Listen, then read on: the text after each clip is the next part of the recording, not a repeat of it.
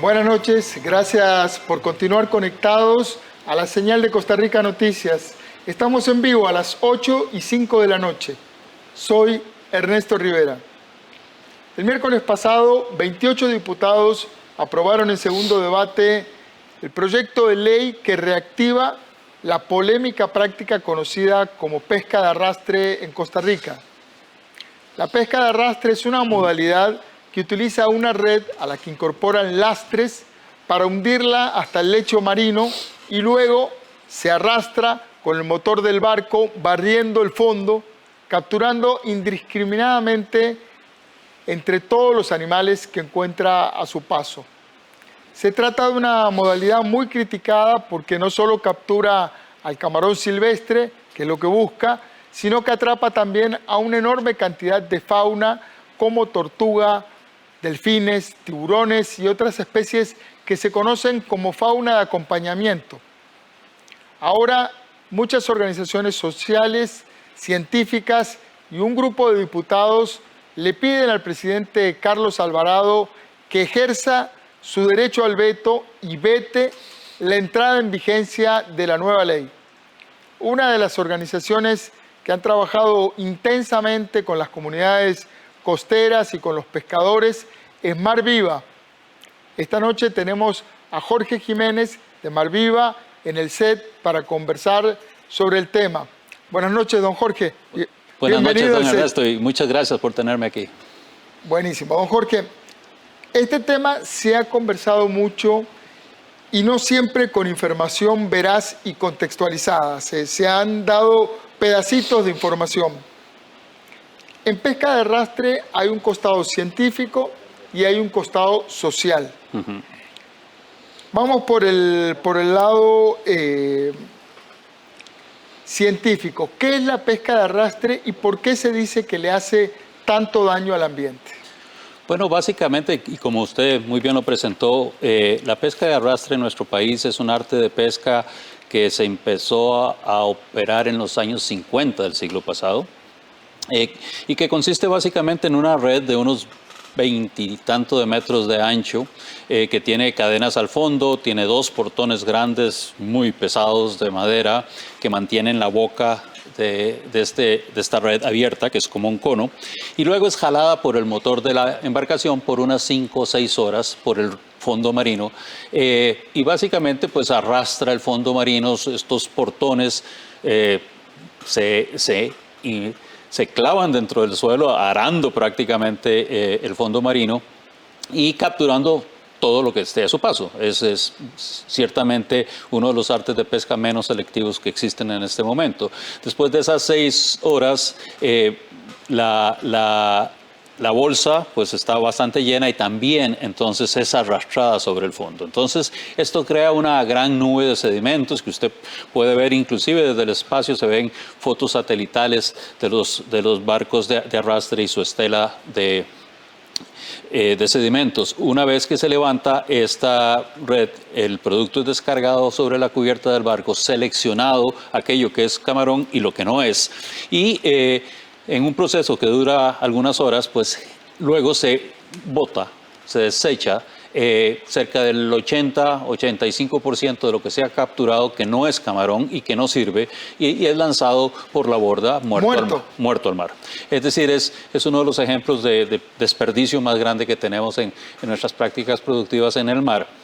Y el problema principal, pues obviamente es uno, ecológico, como bien lo dice usted, el costado científico de la cosa, que es básicamente la destrucción de poblaciones enteras, de poblaciones no solamente de las que viven en el fondo marino, sino de las que están en el agua, y que consiste mayoritariamente en pequeños peces que no logran por su pequeño tamaño y no alcanzan la velocidad para escapar la red, y son capturados por esta red en cantidades considerables, son apretados en la red, muertos, y estos peces son la base de la pesca artesanal. Estos son básicamente una gran cantidad de especies de interés comercial que eventualmente ya no podrán ser capturadas y no se pueden reproducir. Es decir, este 80% de producto marino que es pescado, para decirlo de alguna manera,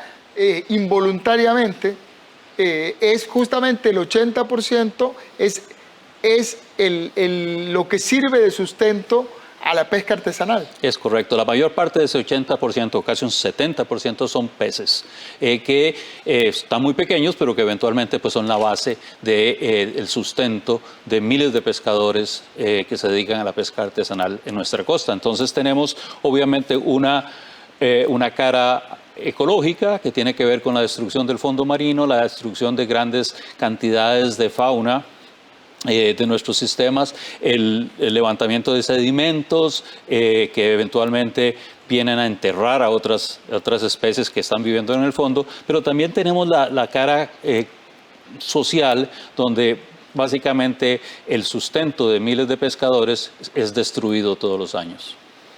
Ahora, los defensores de revivir la pesca de arrastre dicen que hay técnicas nuevas que minimizan la captura de esta fauna de acompañamiento.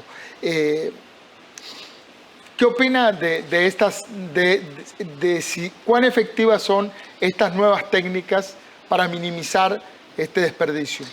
Lamentablemente y con muy poca seriedad, los defensores de la pesca de arrastre, inclusive en su tiempo el Incopesca, produjeron un estudio corto de 3 meses, con serias limitaciones técnicas, que fue la justificante para decir que ahora tenían una nueva red que es capaz de seleccionar y reducir notablemente la pesca incidental de la faca. Básicamente no hay ninguna autoridad científica, ninguna universidad, ningún investigador que haya visto este estudio que pueda respaldarlo. Es uno de los peores estudios en ciencias pesqueras que yo he visto en mi vida y realmente está repleto de errores de diseño, errores de análisis de los datos y nuestro país no puede hacer y tomar decisiones de tanta trascendencia social y ecológica basada en ciencia tan mala. Nuestro país tiene muy buenos científicos y realmente deberíamos de involucrar a lo mejor de nuestros científicos hacer este tipo de estudios si es que realmente queremos demostrar que la pesca de arrastre se puede hacer de alguna forma sostenible. Decíamos que hay un costado científico, ambiental, hay un costado social, también hay un ángulo que es el del consumidor. Y a mí me encantan los camarones. Uno diría, bueno, si no hay pesca de arrastre, nos quedamos sin camarones. ¿Toda la producción de camarones proviene de la pesca de arrastre? Pues no, y yo déjeme decirle que también soy alguien que le gusta mucho el camarón. Este país produce actualmente ya, en estos momentos, más de 3.000 toneladas métricas al año de camarón cultivado. Hemos llegado a producir inclusive 5.000 toneladas métricas de camarón cultivado por año. Eso es mucho más de lo que la flota pesquera podría capturar con arrastre. Entonces, no tiene sentido para nuestro país permitir que vuelva a ocurrir en nuestros mares que se vuelva a usar una técnica de pesca destructiva cuando realmente ya tenemos la solución. Ya nosotros podemos comer camarón cultivado. Algunos me dirán que, bueno, que es que en el mar hay 14 especies y que en las granjas de acuicultura solo se cultiva una especie. Mire, me recuerdo un poco en las épocas en las que hubo una gran discusión en los años 70 sobre el palmito de montaña versus el palmito normal y alguna gente decía, no, yo sigo yendo a la montaña a capturar este palmito porque es el que mejor sabe. Sí, claro, puede ser que sepa mejor, pero ¿cómo vamos a destruir algo nada más porque nos gusta un poquito más que el otro? Es decir, realmente el camarón cultivado es delicioso también y lo podemos producir y podemos involucrar a una gran cantidad de personas en la costa y emplearlas y darles trabajo digno a una gran cantidad de personas en nuestras costas en el cultivo de camarón. Estas granjas no sé si son granjas de cultivo de camarón, estas granjas de cultivo de camarón ocurren o se desarrollan en mar, es decir, es un espacio de mar. No, se desarrollan en tierra. Y hay que recordar que Costa Rica tiene una historia un poco oscura con esto, porque en los años 70 inició el cultivo de camarón, de granjas de camarón, sobre terrenos de manglar, e inclusive se talaban manglares para hacer granjas de camarón. ¿Por qué? Porque eran terrenos que se inundaban solos con la marea. Entonces no había que gastar en bombeo para poder llenarlos. En este momento, las granjas que tenemos operando, la mayoría, son granjas que están tierra adentro, muy cerca de los canales del manglar, pero tierra adentro porque tienen que bombear esa agua. Y ahora, sí el país necesita desarrollar esta tecnología con estrictos controles ambientales que tenemos que trabajar juntos y desarrollarlos. Tenemos que eliminar algunas de los cuellos de botella que permiten que este tipo de tecnología se desarrolle. Por ejemplo, la prohibición de chupar agua de los canales del manglar. Entonces, esa agua es esencial para el cultivo del camarón. Pero creo que tenemos que pensar que estamos ofreciendo primero un producto de gran valor, como usted mismo lo dice, dentro de la economía nacional, y también cientos de empleos a muchas gentes que van a poder trabajar en sus pequeñas granjas y vender ese producto a procesadores o a otros restaurantes, etcétera. Justamente entramos ahí en el lado social del que hablábamos antes. Ya vimos que hay una simetría porque hay una simetría entre la cantidad de gente que se dedica a la pesca del camarón silvestre, o sea, los que hacen la pesca de arrastre, versus la cantidad de gente que se dedica a la pesca artesanal. ¿Cómo estamos en magnitudes? No, en realidad no hay una simetría, es una asimetría. Sí, es una asimetría. Sí. Si usted oye a las personas que defienden la pesca de arrastre, bueno, yo he oído números desde 1,000 hasta 3,000, hasta inclusive 5,000 personas dedicadas a la pesca de arrastre, cosa que no hay un solo documento que lo respalde. En la opinión de ustedes, ¿cuánta gente se dedica a la pesca de arrastre? No es ni siquiera nuestra opinión. Hay un estudio de la Escuela de Economía de la Universidad Nacional que se hizo en el 2014 que analizó precisamente a las 20 y tanto de empresas de arrastre que existían en ese momento, en el 2014, y el número total de personas involucradas en empleos directos fueron 590. 590 personas en el 2014. Supongamos que se haya duplicado. No, recuerde que más bien desde el 2014 para acá bajó y ya no existen operaciones de pesca de arrastre. O sea que tiene que estar dentro de esa magnitud o menos. Mucho menos, más bien, sí, probablemente. Esos son los que se dedican, son empleos, son unos 500 empleos. 590, de los cuales la mayoría son las peladoras de camarón. Que lamentablemente pues son personas que reciben salarios o recibían en aquel entonces salarios por debajo del salario mínimo, no estaban en la caja del Seguro Social y estaban en las peores condiciones sociales que puede uno imaginarse. Ahora nos vamos a las peladoras de camarón, pero 500, 600 personas en pesca de arrastre. ¿Cuánto es la gente que se dedica a pesca artesanal que se ve perjudicada seriamente por la pesca de arrastre? En este país el estudio que se utiliza es el estudio que realizó la Organización de Pesca Centroamericana, que menciona 14,800 pescadores. Ahora, probablemente sea menos que eso, pero este país ni siquiera cuenta con un censo de pescadores. Entonces, trabaje usted con la mitad de eso. Trabaje usted y diga que son 7,000 pescadores. Aún así, son 7,000 pescadores artesanales versus 600 pescadores de arrastre. Ahí se ve la asimetría. La asimetría, de la que estábamos hablando. Ahora sigamos con el lado social. Estamos hablando de las peladoras de camarón. Es decir, las señoras usualmente son mujeres. Son mujeres. Que se dedican, tienen la habilidad de quitar la cáscara del camarón. Esas peladoras de camarón no pueden tener trabajo en las granjas. Sí, claro. En las granjas de cultivo de camarón. ¿Por qué tienen que ser camarones silvestres los que pelen? En realidad no lo tienen que ser y precisamente algunas de ellas se mantienen en este momento pelando camarón de granja. Porque, pues como le digo, se producen entre 3,000 y 4,000 toneladas al año de esto. Y si lográramos realmente aumentar el número de granjas de camarón en nuestras costas, pues tendríamos más personas trabajando en este negocio. Y ojalá que sean personas trabajando con condiciones dignas por encima del salario de ley y inscritas con todas sus garantías sociales, cosa que no hemos tenido hasta este momento. En este momento, por unos datos que estuve viendo más temprano, un patrón de barco obtiene por la licencia unos casi 3 millones de colones contra las peladoras de camarón, que son las que finalmente hacen una parte importante del trabajo, menos de 100.000 colones al mes. Es correcto. Existían en aquella época, porque otra vez dejaron de operar, existían cerca de 27 licencias.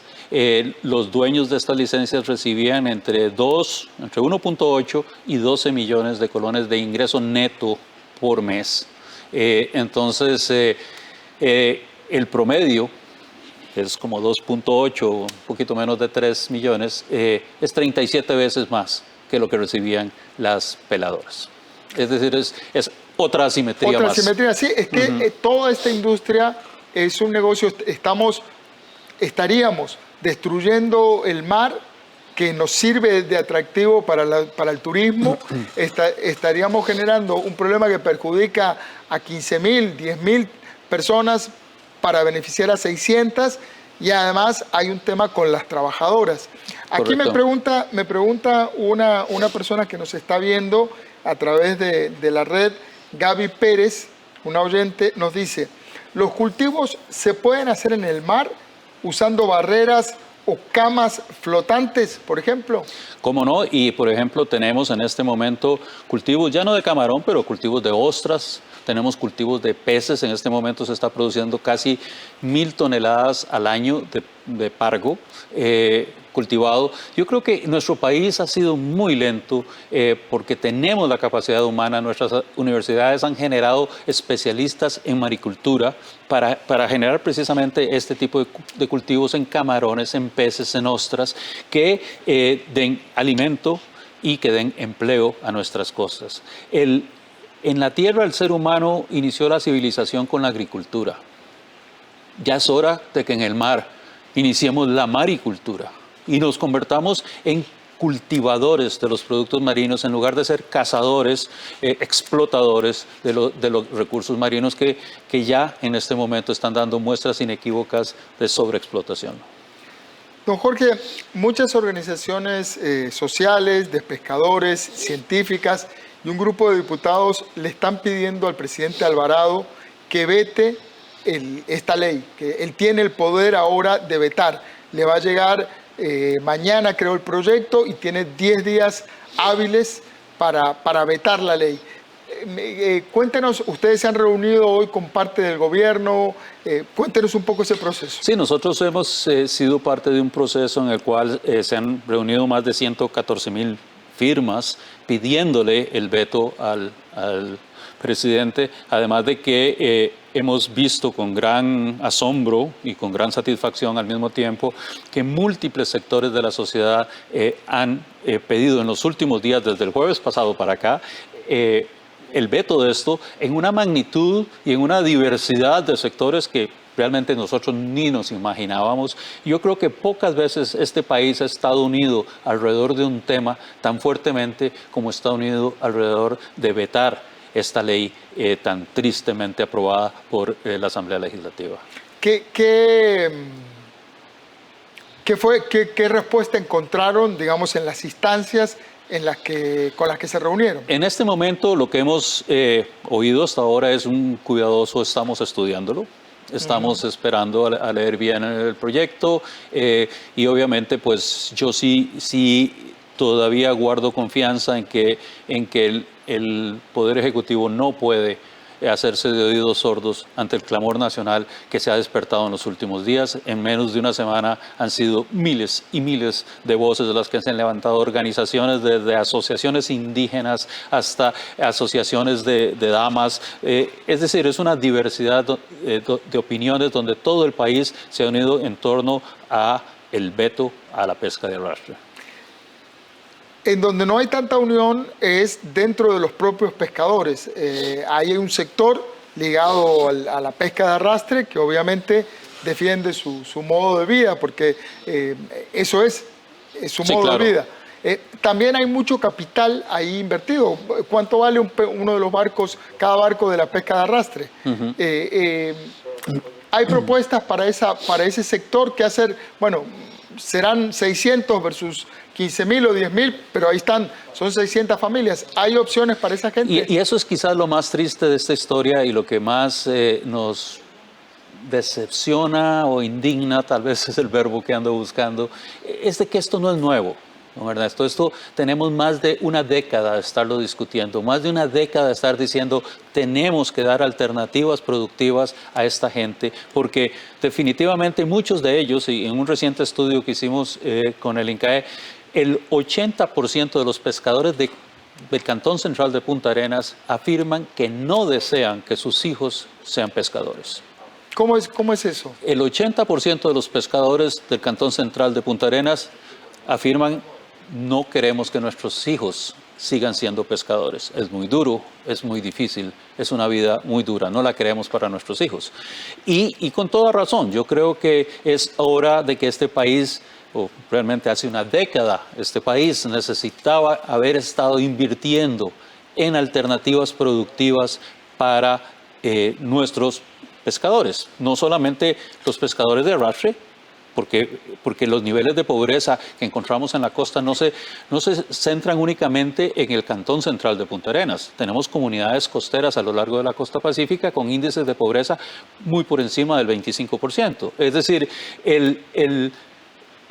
los gobiernos que han pasado en los últimos décadas no han puesto atención a un problema que se veía venir desde hacía muchos años, a una bomba de tiempo social en la cual teníamos que haber buscado alternativas, que las hay.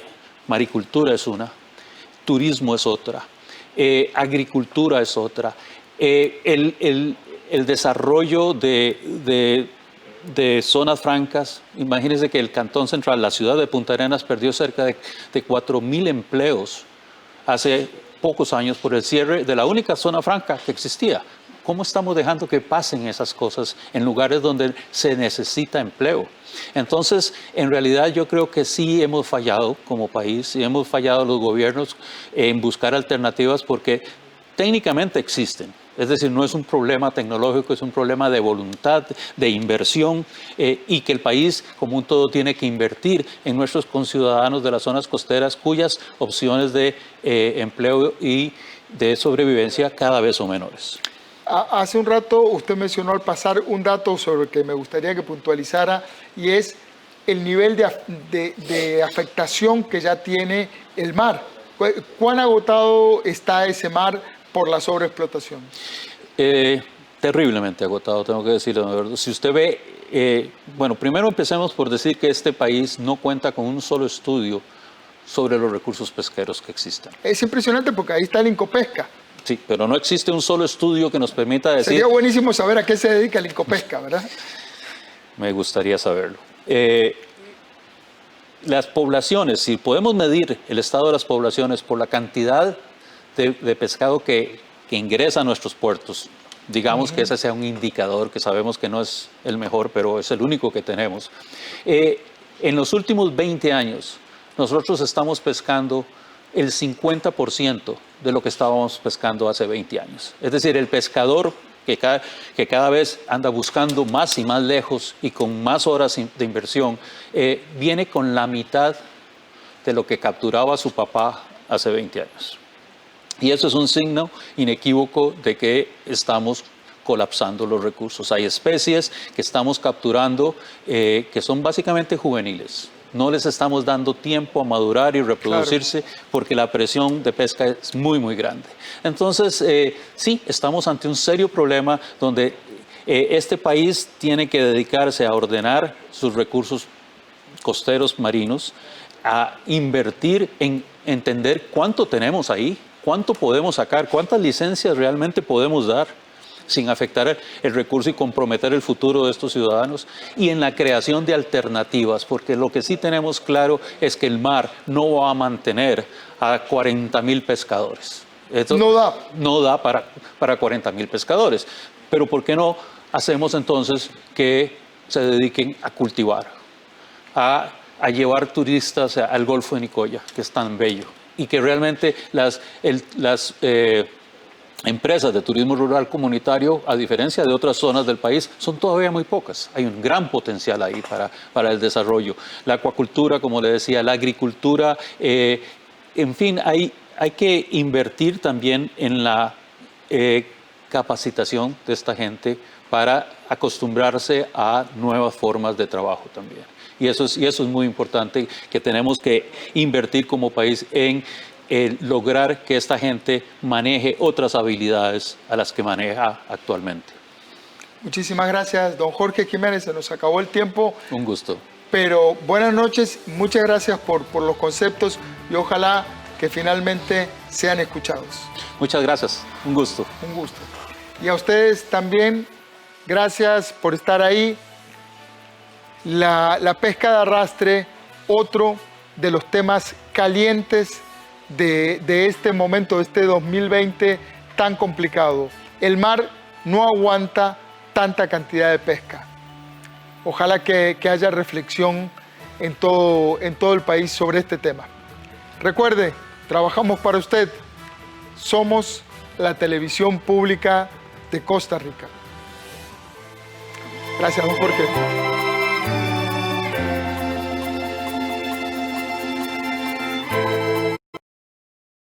¿Estás cansado de no conseguir pareja? Con Abuela Sofía llegó tu solución. Soy la abuela de tu futuro novio. Mi nieto es muy bueno. No es bajito, la nariz un poco larga como todos los hombres y los ojos verdes como los que tiene. Lo mejor ya lo vas a ver sola, la abuela Sofía. Llama ya al 0800 Abuela y empezá una vida acompañado. La abuela Sofía, de lunes a viernes a las 5 de la tarde, aquí en 13, Costa Rica Televisión. Un noticiero audaz, atrevido y candente, pero con profundidad.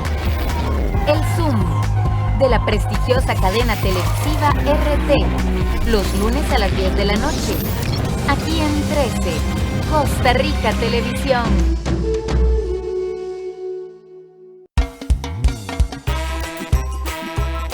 En octubre, en Documentales UNED, no se pierda nuestro estreno. Los Santos. Un documental que se adentra en esa zona de nuestro país, mostrándonos sus particularidades. Yo disfruto ir a coger café. Ahí estaba también el trapiche. Y en una pulpería, por ejemplo, usted conseguía canfín, carbón y de comer a todo. El 21 y 28 de octubre a las 4 de la tarde, aquí en 13, Costa Rica Televisión.